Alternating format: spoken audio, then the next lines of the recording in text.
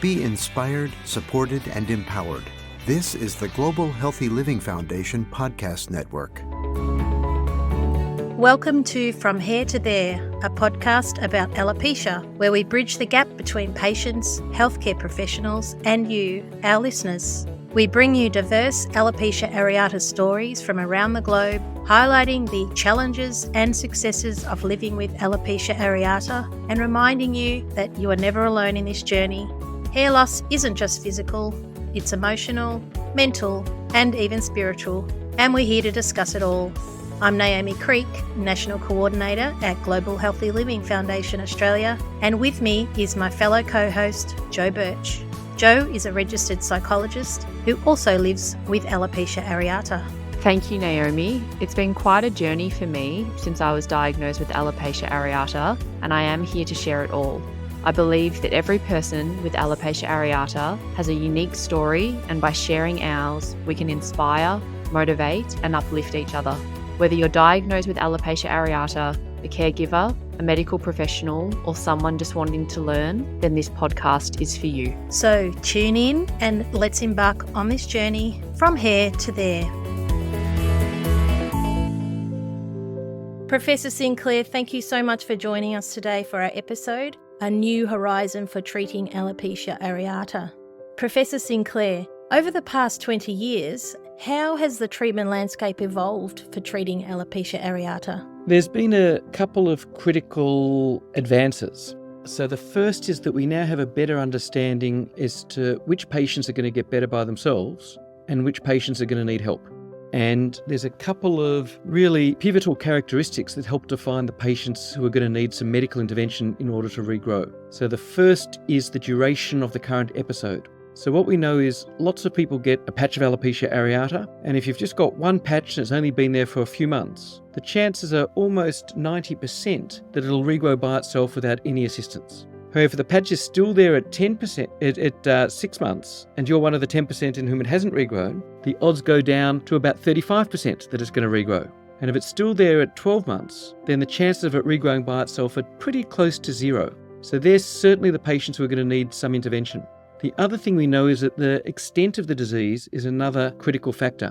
And so the patients who have lost every hair on their head do much worse, and they're much less likely to regrow by themselves than the patients who have only lost half their hair or 2/3 of their hair. And then we've also learnt a few new things about how patients respond to treatment. So one of the things that we've learnt is that the longer people have had their current episode, so this is people who've had it for more than 12 months who are receiving one of the new advanced treatments for alopecia, the longer they've had it before they start that treatment, the less likely they are to regrow their hair. So what we're also learning is that there's an opportunity cost in delaying the treatment. So all of that has changed how we approach our patients and how we assess them when we first see them and how we decide who needs treatment and who doesn't. I see. So really early diagnosis is so important. Joe, you were diagnosed fairly quickly once you noticed some hair loss. Yes, that's right. And I think that probably comes down to the fact that I am a medical professional and my father and brother are medical professionals. So I feel I have a very high level of health literacy, and I understand the process of seeing your general practitioner and getting a referral to a dermatologist, which I think stood me in good stead to access treatment really early. Yeah, that's fantastic. I guess there's a lot of people that unfortunately don't have that health literacy, and there might be a bit more of a delay in getting to see the specialist. Professor Sinclair, JAK inhibitors are a shining light for treating alopecia areata. Could you explain what they are and how Australians can gain access to them? Well, I suppose the best way to describe it at the moment is that the JAK inhibitors are an emerging treatment. Well, one of them has been approved by the TGA, which is the Australian Therapeutics Good Administration, which means that doctors can now prescribe it. However, these medications cost about $2,000 a month, so they're pretty much beyond reach for most Australians, and they don't receive any government subsidy at this stage. So at the moment, I think it's more a case of their emerging treatments. They're treatments that we can look forward to being available within the next couple of years, but there's still a number of hurdles that they need to go through before they're widely available. Now, this class of medicines is actually a Melbourne invention. So at the Walter and Eliza Hall Institute of Immunology, there's a researcher called Professor Andrew Wilkes who discovered the Janus kinase pathway. And these are a series of chemicals inside the cell that take the signal from the cell wall to the cell nucleus. So in other words, when there's a signal in the blood or in the solution in between the cells, it can bind to a receptor, and that message then has to be taken to the cell nucleus in order for something to happen. And so Andrew Wilkes discovered that pathway probably close to 20 years ago, and this led to the development of a range of medications that interrupt that pathway, so they disrupt the transfer of that signal from the outside of the cell to the inside of the cell. And that has led to new treatments for leukemia, for myeloproliferative disorders, for rheumatoid arthritis, inflammatory bowel disease, alopecia areata, eczema, vitiligo, a whole range of conditions whereby that pathway is critical in the development of the disease. And it's probably been a really exciting thing. And I think at the most recent assessment, the annual sales of these medications worldwide for all those range of different diseases is about $20 billion each year. They're just starting to emerge as a treatment for alopecia areata, and we've seen the first 2 of these medications licensed by the FDA in the United States. They've also been licensed in Europe, Japan. One of those medications has now been licensed in Australia for alopecia areata, but there's also another dozen or more that are under development, come through the regulatory pathway through the clinical trials, and also be available for prescription in coming years. It will be so wonderful for patients when more of these medicines become available in Australia. Joe, as someone living with alopecia areata, what do you think about the new treatment options like these JAK inhibitors? Yes, Naomi, I can say that the JAK inhibitors for me have been life-changing. My hair has completely regrown. I have had no relapses since my diagnosis in 2019. However, as Professor Sinclair touched on, the cost is a significant impact and consideration for many people looking to treat their alopecia areata with JAK inhibitors. And I definitely think that is something that we need to consider and make some more change on. That's amazing to hear the success you've had with those. So you've had to fork out a lot more money, so it's not accessed via the PBS? Yes, that's right. So I pay a couple of $100 every few months, plus the ongoing costs of dermatologists and GPs. For me, I'm in a very privileged position to be able to afford the medication, but I am very aware that that is not the case for all people diagnosed with alopecia areata. As a mental health professional, what advice would you give to someone who can't afford medication? This has to take an emotional toll and cause even more stress. Yes, the emotional toll, I would say, is very high. And the advice I give is investigate clinical research trials. Professor Sinclair at Sinclair Dermatology offers research trials, and there is the potential to be able to be put on JAK inhibitors via these research trials. Fantastic. Professor Sinclair, what stage of a patient's journey would you typically prescribe a JAK inhibitor, and how have they impacted the lives of your patients? Well, at the moment, they're really only available to Australians who participate in a clinical trial. So there's a number of clinical trials that are going on. A number of them have already concluded and are no longer recruiting, but there's also some new ones that are just starting. We're currently recruiting for patients aged 12 to 17 to participate in an alopecia areata trial, and there's a couple of new trials that we think will start in the coming months. There have been patients who have accessed this medication on a private prescription where they've paid for the medication themselves, but because of the cost of these medications, that on the whole has been largely quite limited. Clinical trials can indeed be intimidating and scary for some patients, and these feelings are completely understandable. Professor Sinclair, it's vital for patients to continue their prescribed treatment to maintain hair growth. What are the implications of this continuous treatment, and what might happen if a patient chooses not to seek treatment at all? At this stage, we understand how to initiate treatment when a patient has hair loss, and that will hopefully lead to hair regrowth. It's not universally successful. In the clinical trials, it was getting up to around about 50 to 60% of patients. But there were certain subgroups that did better. So people with short disease duration or people who had subtotal hair loss, people who hadn't lost at all, tended to do better. When we augment the treatment with other agents like minoxidil or with injections of cortisone, some of the standard old-fashioned treatments, if we combine the treatments, we can often get response rates up to about 80 to 90%, but it's still not 100%, so not everybody regrows. But if they do regrow, we are still learning about how we will stop the treatment. Now, there's an optimism that we will be able to stop the treatment because historically, when we have treated people in the past, about a third of the people who had treatment success, we were able to stop the treatment without relapse, and they'll often have a very long-term remission. So we're optimistic that there will be a group of patients, whether it's a third, whether it's more, whether it's less, we don't know at this stage, we'll be able to treat them, fix their hair, and then withdraw the treatment. And in fact, we've already got about 24 patients in our clinic who have now regrown their hair with a JAK inhibitor. We've withdrawn that treatment, and 2 years later, they've still got all their hair without any relapse. So we are optimistic that this will be the way. The good news, however, is that we don't have to withdraw the treatment, because these medications were designed with a safety profile where it was anticipated that they would be used lifelong. So patients with rheumatoid arthritis, they take it for the rest of their life. Patients with the leukemias, the myelofibrosis, they take it for the rest of their life. Probably going to be the same with the inflammatory bowel disease patients as well. So the safety profile is such that you don't have to stop the treatment. And in fact, I have a number of teenage girls who have now been in remission for 4 or 5 years, and I'd like to try and lower the dose, but they won't have any of it. They're petrified of losing their hair again, and they just want to keep on going with the tablets. And I'm comfortable enough with the safety profile of these medications that I'm happy to do that. Obviously, they still require monitoring. What we have also learnt over the years is that hair regrowth can be a little bit brittle. So we've had patients who go away for a long weekend and forget their tablets, and just skipping the tablets for 3, 4, 5 days, it all starts to fall out again. Now, usually you can salvage that relapse, but every now and again you can't.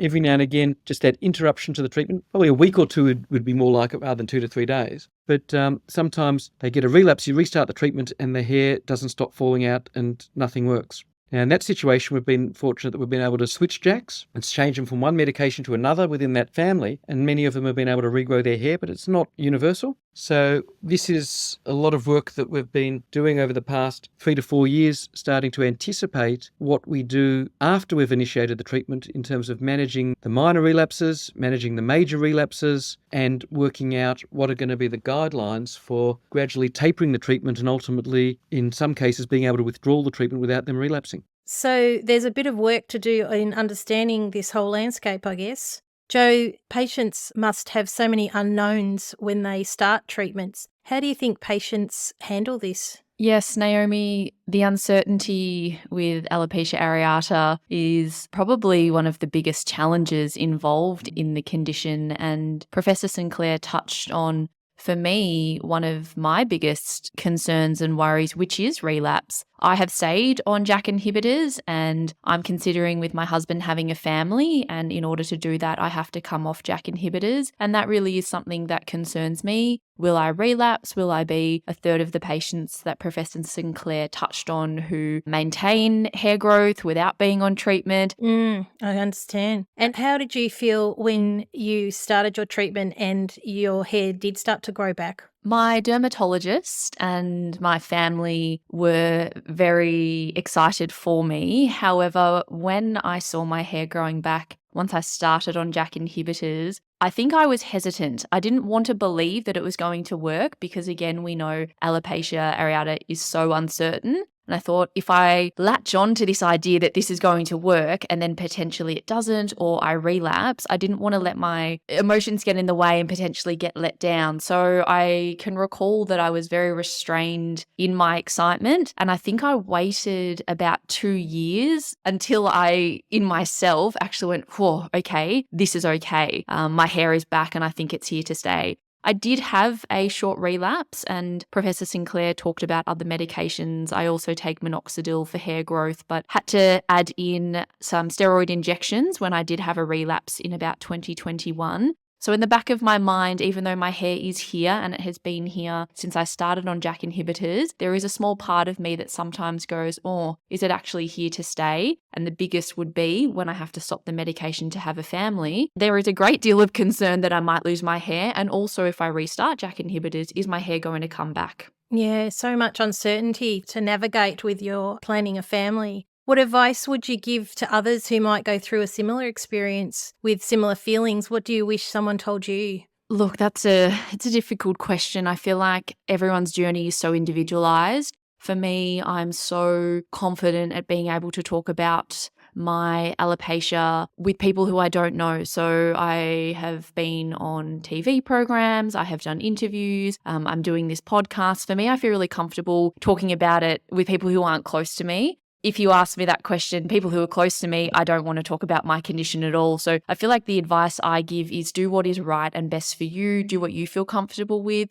It surprised me one day that someone who I'm quite close with, I just suddenly felt comfortable to talk about it. So I often say, if the moment's right and you're feeling safe, then do what you need to do.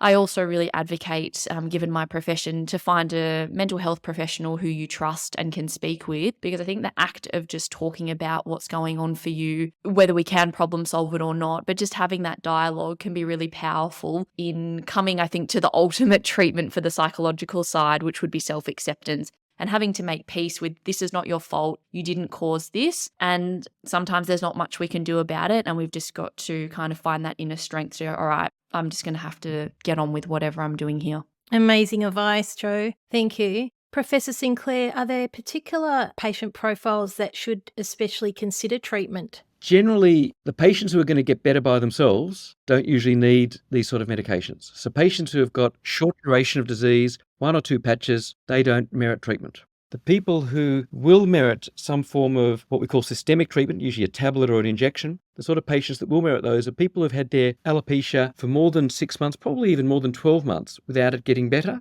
Patients who have severe disease, so more than 50% of the scalp hair loss, or alternatively patients who have got very visible hair loss, because if the hair loss is at the front of the scalp rather than the back of the scalp, it might be more disfiguring. Patients with eyebrow or eyelash loss, that can also be quite disfiguring, and so patients can be very distressed by that. And also patients who are really finding it very difficult to cope with the hair loss because of the way in which it's affecting their mood. So there's going to be a number of patients for whom these treatments will be appropriate. And the big problem, I suppose, at this stage is going to be how they get reimbursed. Because the cost of bringing these drugs to market for alopecia areata, generally to bring a new drug to market, costs the company that sponsors it about $2 billion.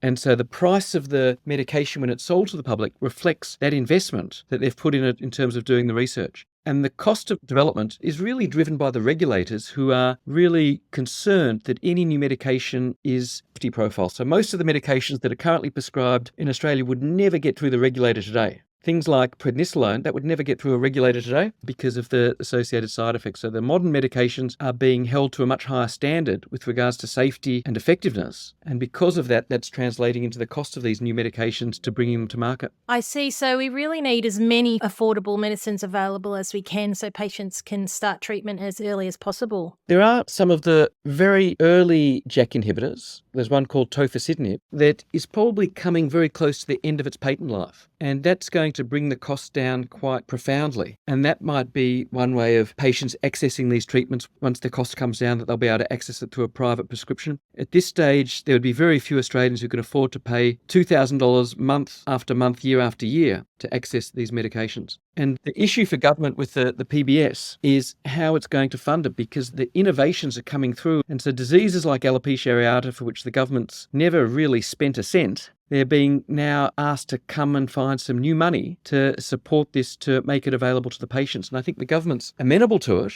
if we can demonstrate that this is going to really improve people's lives. And so that's the work that's being done at the moment to try and quantify in a numeric way what the benefit is going to be to the Australian community, so that the government can make sure that they're allocating their limited funds to the patients who need it the most and who are going to derive the greatest benefit. Professor Sinclair, when you're discussing patients, we know that many can have reservations based on their past experiences with ineffective treatments. How do you think we can rebuild patients' trust and encourage them to consider new treatments? Well, what we've seen with other diseases where this has happened, conditions like psoriasis and eczema, is that patients are cautious, often for 6 months, a year, 2 years. But once the word gets out that they're safe, they start to know other people who've been on it, I think they find a lot of comfort in that. I think it does also come back to the regulators these days, and their tolerance of risk is just about zero. And so a lot of the medications which I think the alopecia patients are referring to are things like prednisolone, azathioprine, methotrexate.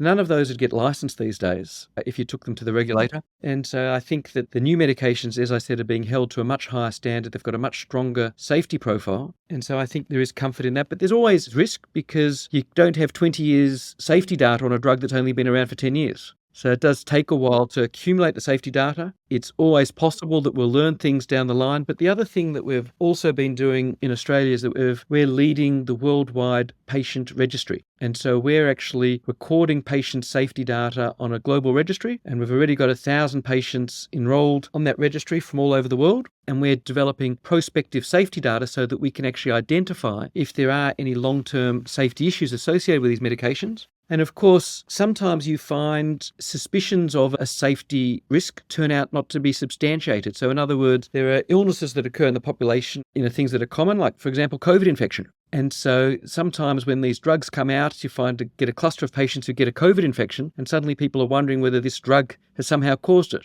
But having registries and being able to compare it to the background population data, it allows you to separate the true safety signals from the background noise. And so that's where it becomes really important to collect this data, because on the one hand, you don't want to miss a safety signal, miss a safety risk. But on the other hand, you don't want to destroy a drug for an alleged safety risk that turns out not to be true. So, Jo, what was your biggest apprehension about starting your treatment? For me, coming from a very health literate family, I didn't have any medical risk or concerns in regards to starting treatment. For me, the biggest apprehension was, will this work? And I guess, will this be effective? I know for a lot of people, they have concerns around side effects and risk. And as Professor Sinclair was talking about, longevity in terms of how does medication impact the human body? And that's very individual to each person's experience of alopecia.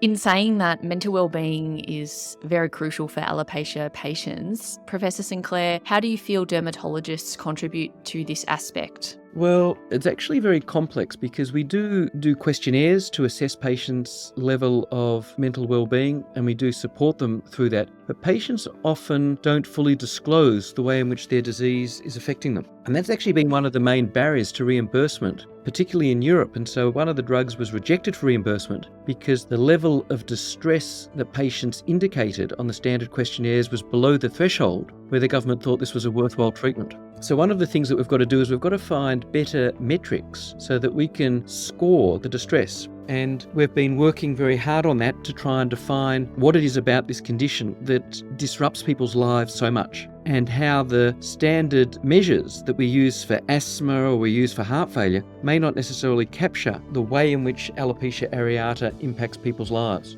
And so we've got to work hard to create the metrics. The other thing that we know is that the problem with alopecia for most people is that it's disfiguring. It changes their appearance in a way that they perceive as negative.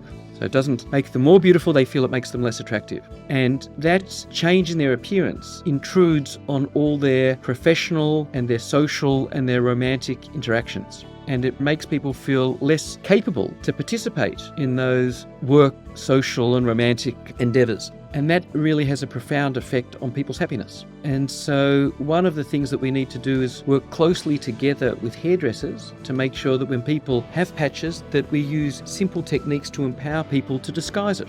Just in a way that people use makeup to disguise a blemish, we can also use camouflage techniques to disguise patches of hair loss, which then enables people to get about their day-to-day life without actually having every person they meet inquire about what's happened to your hair, in a way that disrupt the way in which they would like to interact with those people rather than having conversations that they don't want to have. We're actually doing some work in that area with hairdressers, funnily enough. So it's something really important. And also the voice of patients, as you say, sharing that lived experience of the impact it actually has for when submissions are put into the Pharmaceutical Benefits Committee. That's really important, just to get to hear all of those patients' voices, to know that impact, isn't it? As you say, if they're not hearing that, the government aren't going to deem it as a necessary medicine to pass through. I suppose on that first point, we actually have a full hairdressing salon in our dermatology practice for that exact reason. And we train hairdressers to become expert in understanding hair loss conditions and working out how to disguise them, how they can use wigs, how they can actually enable people to get back to work while they're waiting for the medications to work and regrow their hair. Because often even a successful medication might take 3, 4, 6 months to work, and people need to get on with their life in between times.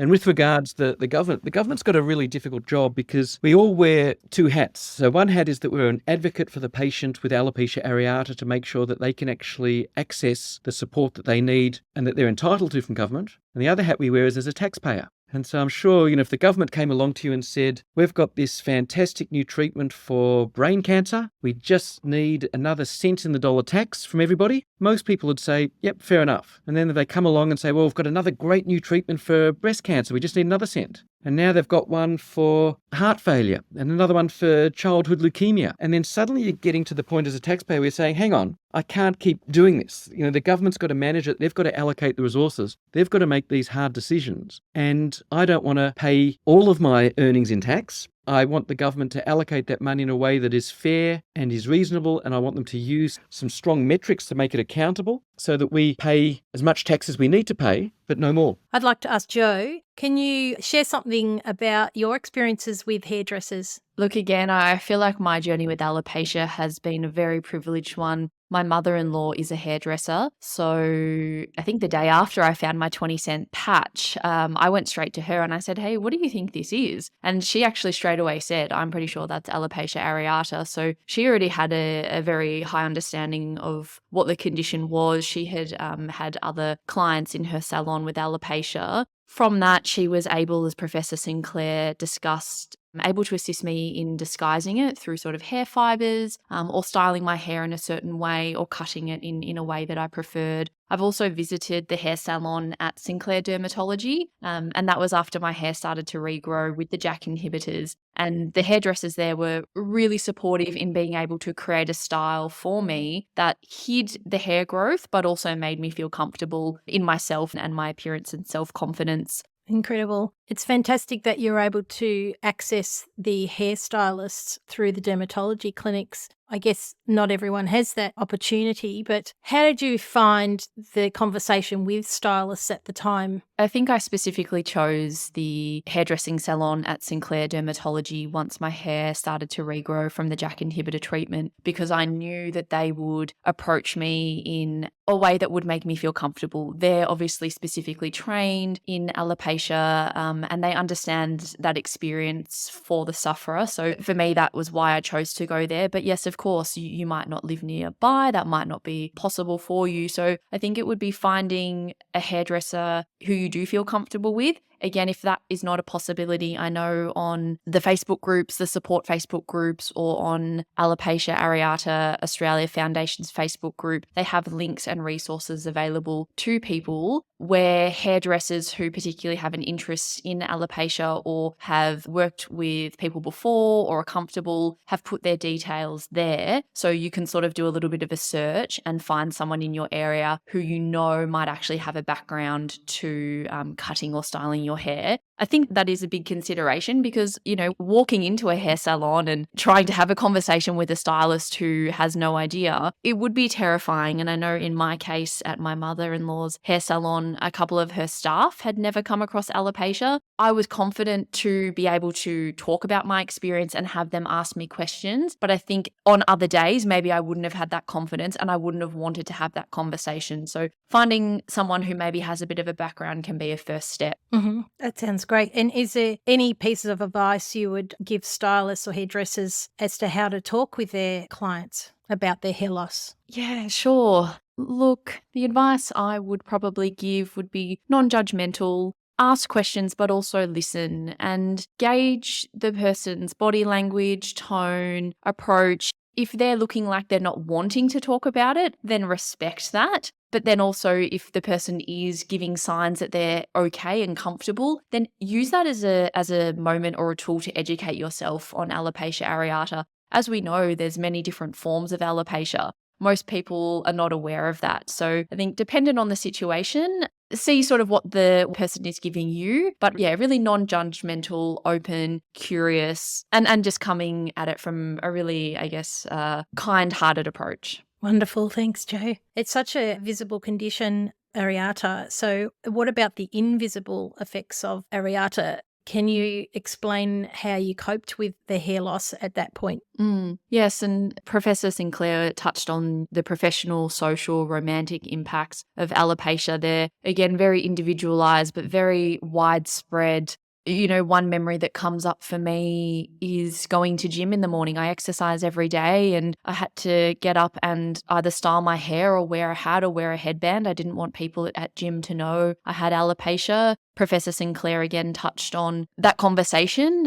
You know, you're going about your life and you don't always want to have that conversation with people. You want to be asking about their life and their interests and your life and interests, not talking about your condition. So as a professional, I would say find ways that make you feel comfortable in presenting yourself to the world and going about your day. For me, that was styling, that was hair coverings. I bought quite a few wigs, hats, headbands, potentially little changes to my life that that meant that I could go and do what I needed to do without having to have those conversations. Continue on with what Professor Sinclair touched on, which was, for me with the JAK inhibitors, it took about 12 months for my hair to regrow from bald to a couple of centimeters long. And for me, there was a considerable impact on my job as a psychologist. I didn't want my clients to know that I was wearing a wig. The session isn't about me. I didn't want to be talking about my life in my client's session. And I think the biggest thing was, will people know? Will people be able to see the hairline of the wig? Will my clients realize that last week I had shoulder length brown hair and tomorrow my hair is, down to my chest and it has blonde highlights? And I think as a psychologist, that leads on to my next question, which is, we know in Canada and other countries, there is a growing emphasis on that holistic care approach or that multidisciplinary team-based approach for alopecia. And we know that includes dermatologists, mental health professionals, GPs, etc. Professor Sinclair, could you speak a little bit more on your perspective with Australian patients? This came up a lot when we were making applications to start conducting paediatric trials in Europe. And some bright spark in Europe thought that alopecia areata is a disease that's caused by stress and causes stress. And so maybe we don't need to treat the hair loss. We can just address the stress and save a lot of money. And so they started to impose requirements that patients see psychologists and fail a course of treatment with a psychologist before they embark upon a treatment to regrow their hair. Now, there's a couple of flaws in that logic. One is that we know for certain that alopecia areata is not caused by stress. Despite what every policeman, every bus driver says, stress is not the cause of alopecia areata. I think it's time to lay that one to bed. And it's a little bit like peptic ulcers in Australia. Every single peptic ulcer in Australia was caused by stress right up till the day they discovered the bacteria, and we haven't had another one since. So when people don't know what they're talking about, they say stress, stress, stress, stress. Nothing to do with stress. And it's pernicious because the implication that it's caused by stress suggests that the patients actually brought this on themselves and that it's the patient's fault and they're to blame for their own disease. And so I think we need to put that one to bed. The second thing is the suggestion that if you improve their stress levels, that you'll regrow their hair. Absolutely zero data to support that. The third thing is that a psychological intervention is going to reliably reduce stress. I think that's quite debatable as well. I think that it's multifactorial and there's certainly no proven intervention that will reliably reduce stress. So I think the idea of mandating holistic treatment sounds like a good idea at the outset. But in fact, if it ends up being an artificial barrier to patients accessing the treatment, then it's defeating its purpose. Particularly if you've got a disease where delay in treatment will actually reduce the likelihood of that treatment success. So I think we've got to be very careful that we don't just introduce things that sound like a good idea without actually having a strong rationale for doing that and looking at what the potential consequences are. All for multidisciplinary care that involves bringing in hairdressers, bringing in other health professionals, nurses, where there is a clear benefit. We also do use psychologists a lot with the children to help them address the bullying. And so we do a lot of role play with the children where we get them to rehearse how they might be teased in the schoolyard so that their first response isn't one that entrenches the bullying behaviour but actually helps them fight back. And so having the opportunity to rehearse that with a psychologist and to play that out can actually be very beneficial. And that's a role where it is very useful. But I think a lot of it's got to be left at the discretion of the parents as to what resources they want to take advantage of. Also left at the discretion of the medical specialist who's well trained in this area. And I think it's reasonable to make resources available to patients, and groups like the Australia Alopecia Areata Foundation are really useful in terms of bringing charitable donations to making them available to patients with these conditions so that they can actually access some of these treatments. I think they should be available when they're needed, but they don't necessarily need to be mandated. And importantly, they shouldn't become, as I said, an artificial barrier to patients accessing these treatments. Thank you, Professor Sinclair. You raise a good point. I know when I was first diagnosed, a lot of people did comment and say, oh, are you stressed? Is your job as a psychologist stressful? Maybe that's the reason you have alopecia. And I really like the way you articulated the experience of feeling that shame that you have caused this yourself. I think that encapsulates quite nicely the experience as a sufferer myself. Professor Sinclair, you talked about the children seeing psychologists to manage their condition. Do you refer many of your adults to use psychologists? We used to refer a lot more. Now that we've had access to really effective treatments in the clinical trial setting and through our clinic, we're finding that we're referring less. But in fact, one of the people that we've had in the clinic for a number of years was a trichologist who's a hairdresser who's trained, got additional qualifications in understanding about hair loss conditions and the treatment. And we find that that's also very useful. Having someone who's not necessarily a health professional, but someone who can communicate with the patient in a language that they can relate to can also be very beneficial. And people will disclose a lot of things to their hairdresser that they won't disclose to the doctor. And having someone who'll just sit there and listen sympathetically can be really important. So there's all sorts of resources that can be useful in addition to what we might think of as the standard allied health professionals. Professor Sinclair, as a sufferer myself and considering treatment, as well as talking about the advice we would give to hairstylists and hairdressers, at what point do you think someone should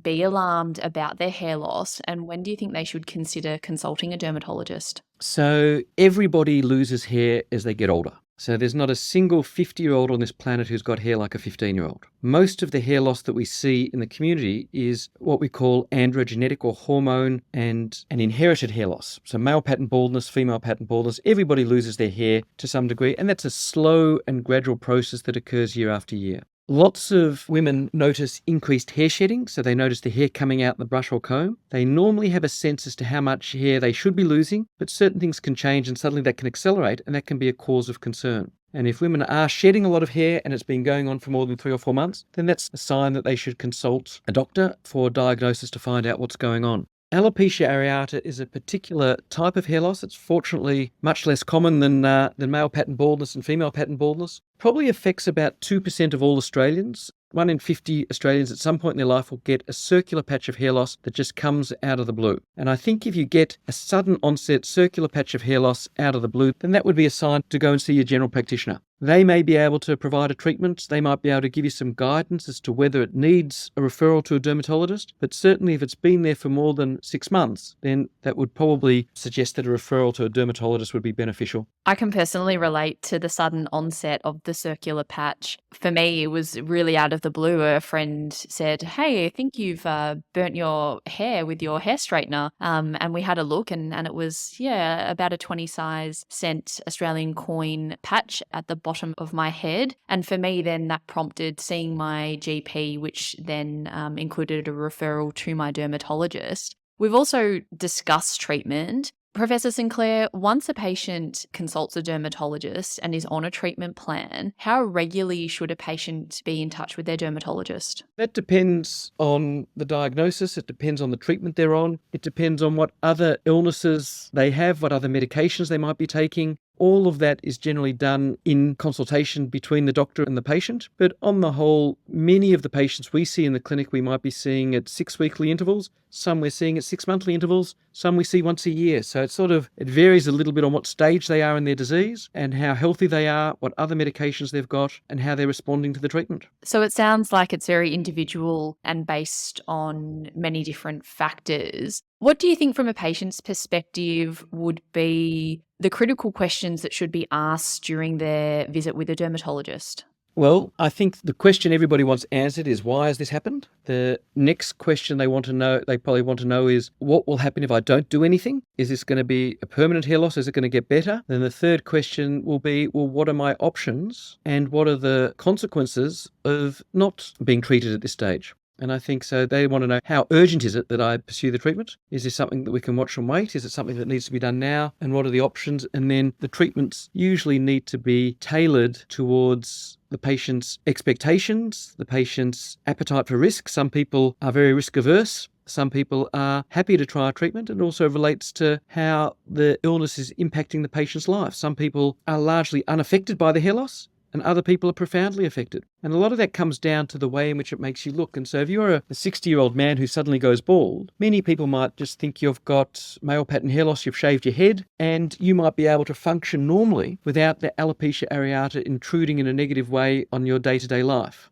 Of course, if you're a woman, that's a different story. If you're a young teenage boy, then that's also a different story. So it's how it impacts people, how they feel that impact, their appetite for risk, and their general health and what they can tolerate. Professor Sinclair, you mentioned the teenage boys. I understand there's actually a risk of suicide with boys who live with alopecia areata. So one of the things that we learned a few years ago is it's not just teenage girls who are preoccupied with their hair. Teenage girls who have got long hair, can tie it back in a ponytail, can often conceal 10, 20, 30% hair loss without anybody else noticing it, and so they can actually get on with their life relatively unimpeded. What we found was that boys are also concerned about their physical appearance. They're also concerned about how they fit in with others. And when they've got short hair, even a small patch can be immediately obvious. And if people are self-aware, self-conscious, invested in their physical appearance and how they look and how they dress, that patch of hair loss can be a major concern for them.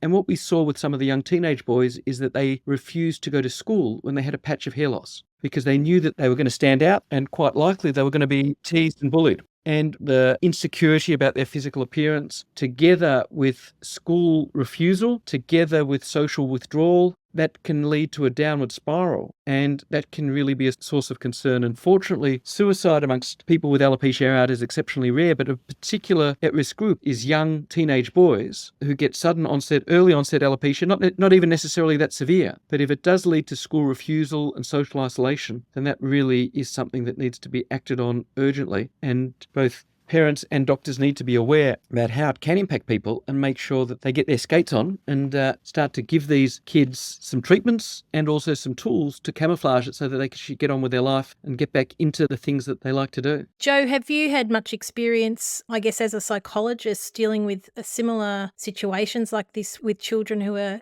dealing with self-esteem issues and maybe in particular someone living with hair loss? Yeah, great question, Naomi. I'm thinking of a teenage boy, he comes to mind, and Professor Sinclair makes some good points in that for females, there is a greater society value to having hair as a woman. Hair is still your identity, and whether you're female or male, you use your hair to present who you are and the particular styles and ways that I guess we can colour it or change it. And this young boy that I'm seeing at the moment, he really used his hair to show people his kind of style, and he would colour it quite regularly. And when I'm thinking about him and the other aspects of alopecia like depression and anxiety, they really come to mind. And I think he has found it particularly difficult to find that self-acceptance. I know I've shared a little bit about my personal experience with him in our sessions, and it's been hard because I have been able to access things like wigs, eyelash extensions, eyebrow tattoos, makeup. And for men and for boys, those options are quite different and quite limited. And I think that does present its set of challenges, as Professor Sinclair touched on. Yeah, and I guess also with the regrowth, that's a whole nother ball game, isn't it? You know, for men in particular, women can just throw a wig on or wear a headband, but a guy with short hair has some patches growing back. That's quite challenging. Yes, most definitely. And this young person I see often wears a beanie, but when it's warmer weather, that also can be challenging. He will continue to wear a beanie because that is what makes him feel safe. But I know he then faces questions at school. Why are you wearing a beanie? It's so hot. Because he doesn't yet feel comfortable sharing his diagnosis with his peers. But yeah, that's a really good point. The regrowth, I think, for men can be a lot harder to camouflage and hide. And like I touched on, you know, for a female, eyelash extensions or eyebrow tattoos, they're sort of things that we already do as females. A lot of us who have hair will get eyelash extensions or alterations to our eyebrows. So as I said, it presents a different set of challenges, I think, for the specific genders and your sort of treatment and journey with alopecia areata. Professor Sinclair, one of the JAK inhibitors, ritlecitinib, is yet to get to Australia, but that will be available for people at a younger age, won't it? So we did the clinical trials in ritlecitinib. Ritlecitinib is a JAK3 TEC kinase inhibitor. It's highly effective in alopecia areata. When we did the phase 2 and then the phase 3 clinical trials here in Melbourne, we were enrolling adolescents aged 12 and over. So now that this has gone to the regulators in USA, Europe, Japan, it is now fully approved for children aged 12 and over. So it really sounds like having these medicines like riddlesidenib available to the younger generation will be a real game changer, so people can get onto treatment straight away and hopefully not be impacted by the condition. It's an exciting time because we are learning so much more about this condition, and the options and the strategies are becoming much better informed, and I think that's really to the benefit of our patients and to everybody involved. I think that the advances that have occurred in the last 2 to 3 years merit a second look. So if you've been to the doctor 5 years ago, 10 years ago, and you didn't like anything that they had to offer, now might be the time to go back and have another look and see whether some of these newer treatments are worth considering. Well, thank you, Professor Sinclair. It's been an enlightening conversation today. And turning to my co-host, Jo, I want to ask you, what message of hope can you share with other patients living with alopecia areata? Thanks, Naomi. What I would say is remind yourself it's not your fault and you didn't cause this. I know when I was finding it hard to go to gym in the morning and styling my wig or putting my hat or headband on and like, oh my gosh, people are going to interrogate me at the gym as to what's going on with your hair. I would look in the mirror and say, this is not your fault. You didn't cause this. I also liked what Professor Sinclair said, which is reinvestigate treatment. There is hope there. For me, treatment has been amazing and it has really changed my journey with alopecia. And the final thing I would say is it's hard, but try and make that self-peace and that self-acceptance that really what is different in your life, whether you have hair or don't have hair. And for me, I go, well, I can still go and do gym, whether I have hair or don't. I still have the ability and sort of that physical capacity. So trying to, as hard as it is, find that acceptance within yourself that really your life doesn't have to be all that different, whether you have hair or not. Amazing. Thank you, Jo, for your input and amazing insights. You're welcome. And that brings us to the end of this episode. We hope the stories, insights, and voices we've shared have touched you, educated you, and made your journey a little brighter. Living with alopecia areata is more than just about hair. It's about resilience, identity, and community. And together, we're building that community one story at a time. This podcast was made possible with support from Pfizer Australia. If our words resonated with you, please take a moment to rate us, leave a glowing review, and share this podcast with your friends, family, and networks. Every share amplifies our voice and helps someone out there feel understood. If you have any questions, comments, episode topics, you can email us at podcasts@ghlf.org. Until next time, remember, whether you're on the path of acceptance, seeking treatments, or anywhere in between, we're with you, from hair to there. Be inspired, supported, and empowered. This is the Global Healthy Living Foundation Podcast Network.